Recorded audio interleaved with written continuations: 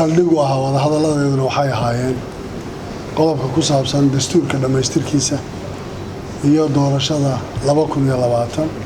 arrinta deyn cafinta iyo xoreynta deegaanada maqan iyo la dagaalanka shabaabka iyo sugitaanka amniga.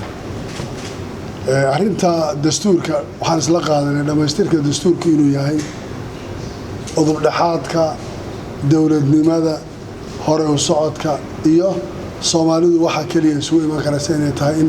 heshiiskaas ay gashay ee dastuurka ah ama constitutionka inay noqoto midka base-ka u ah dowladnimada Soomaaliya taana ay cid waliba ra'yiga ku leedahay iyo shaqada ku leedahay ay ka qabato. Arrinta doorashooyinka 2020 waxaan isla qaadanay oo ka wada hadalay ra'yiga uu yahay inay tahay wax u baahan wada tashi inay ka wada tashadaan dadka stakeholderska ah dowlad goboleedyada dowladda federaalka iyo cid kasto ay khusayso oo arrintaas doorashooyinka ay muhiim u tahay in la tala geliyo oo taladu ay noqoto talo la wada leeyahay wax qof qaadan kara inaysan ahayn la dagaalanka shabaab iyo in amniga la sugo wuxuu ahaa qodob aad xasaasi ah muhiimna ah waxa ugu badan ay ahayd in loo baahan yahay in laga shaqeeyo si dhab ah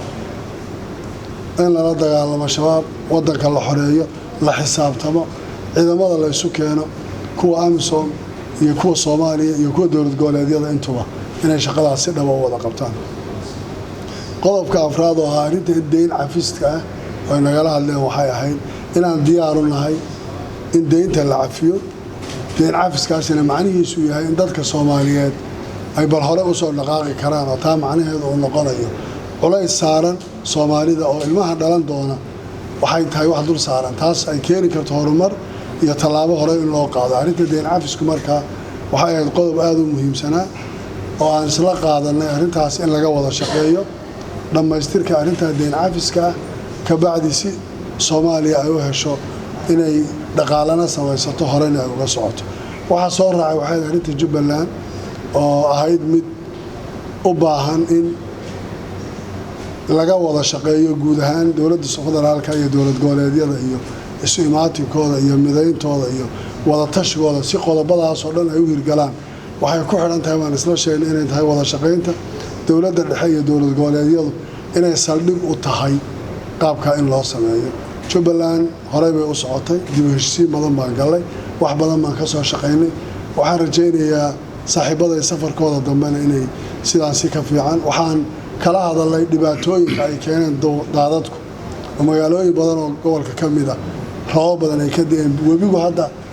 agteenu marayaa soo fatahay dhulka kale iska daayay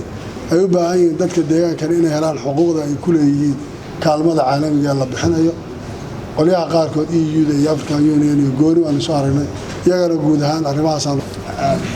Good afternoon. On behalf of this delegation of the African Union, European Union, Intergovernmental Authority on Development and the United Nations, we are very pleased to be here in Kismayo, Jubaland, as the third stop on our visits to federal member states throughout Somalia. As on the other stops, we have discussed important national issues for 2020, including elections, constitutional reform, continued efforts to pursue security gains against Al-Shabaab, debt relief, and the development agenda. And we've benefited from our consultations with a mix of political leaders, civil society organizations, elders, and others. Since we are here in Jubaland, we are also mindful that many aspects of the political situation remain unresolved. And we also took the opportunity of our visit to Jubaland to seek the views of all of the stakeholders with whom we had contact on what might be done to improve the relationship between